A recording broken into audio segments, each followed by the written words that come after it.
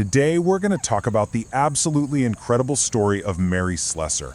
She started her life in the slums of 19th century Scotland, but she would go on to defy every single expectation, challenge a deadly ancient superstition, and, you won't believe it, become a queen in West Africa. So to really understand her journey, you have to start with a pretty shocking reality. You see, in parts of 19th century West Africa, when twins were born, it wasn't a celebration. Nope, it was met with pure terror, seen as this evil omen that basically meant a death sentence for two innocent babies. And this is where our hero comes in, and she is the most unlikely hero you can imagine, a Scottish factory worker named Mary Slessor. When she found out about this, she decided she had to do something. She was going to single-handedly take on this ancient deadly belief.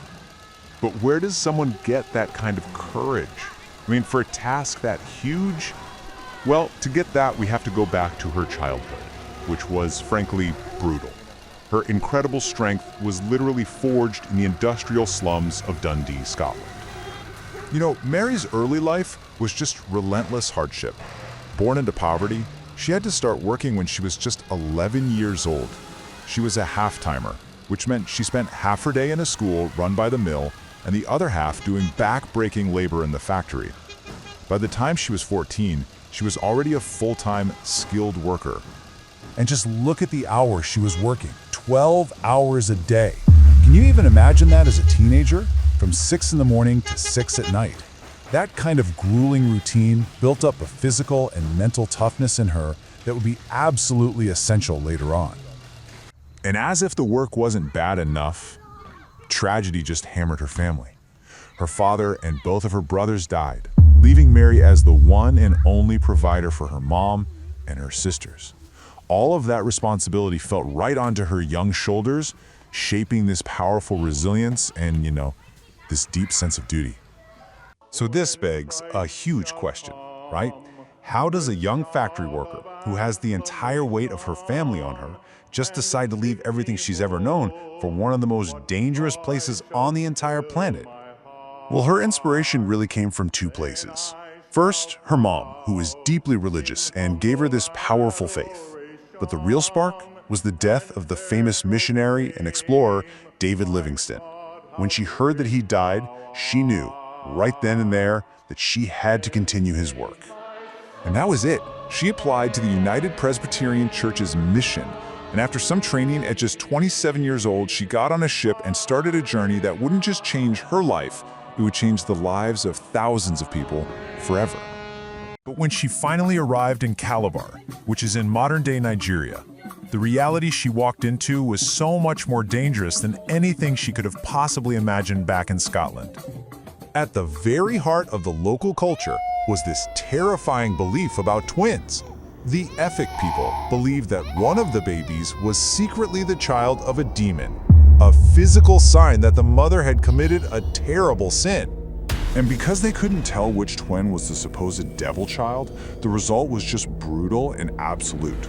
Both of the newborns were put inside clay pots and just abandoned in the wilderness, left to die of exposure or get killed by animals. For Mary, this was beyond horrifying. And believe it or not, the killing of twins was just one of the massive challenges she was up against. I mean, just to survive there, she had to fight off deadly diseases like malaria, learn a completely new and really complex language, and deal with other violent customs, like human sacrifice. But see, Mary wasn't just there to survive. No way. She was there to actually make a difference. So she pushed even deeper into the country, into a region called Okoyom, a place so dangerous that other missionaries had been killed just for trying to go there. Her whole strategy for changing things wasn't about force, it was all about empathy. She completely immersed herself. She lived in a traditional house, she ate the local food, and she mastered the Efik language. She used her humor, her medical skills, and just her sheer common sense to build trust. And only after she did all that did she start her real mission, rescuing those abandoned children.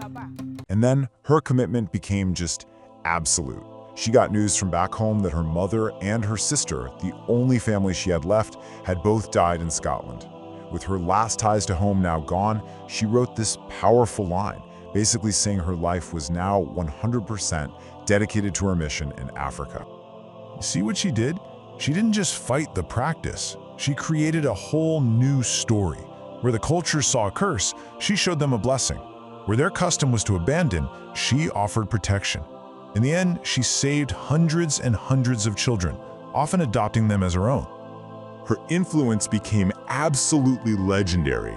She was so respected that the British colonial authorities actually made her a judge. And the local ethnic people, well, they gave her their highest honor, the title Obongwawan Okoyung, which means Queen of Okoyung. The factory girl from Dundee had become a queen. You know, for decades, she was constantly battling malaria. But her determination, it never ever broke. Her impact has now lasted for over a century, which is just a testament to her incredible spirit. Now just think about this for a second.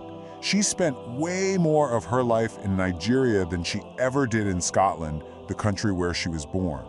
She gave almost 40 years to her adopted home, and she died there in 1915 when she was 66. Today, her legacy is literally written on the map.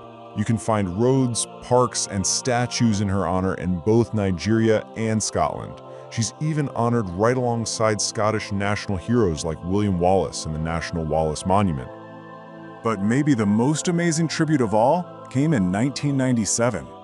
Her face was chosen for the Scottish £10 banknote, a super rare honor that really sealed her place as one of the nation's most important historical figures.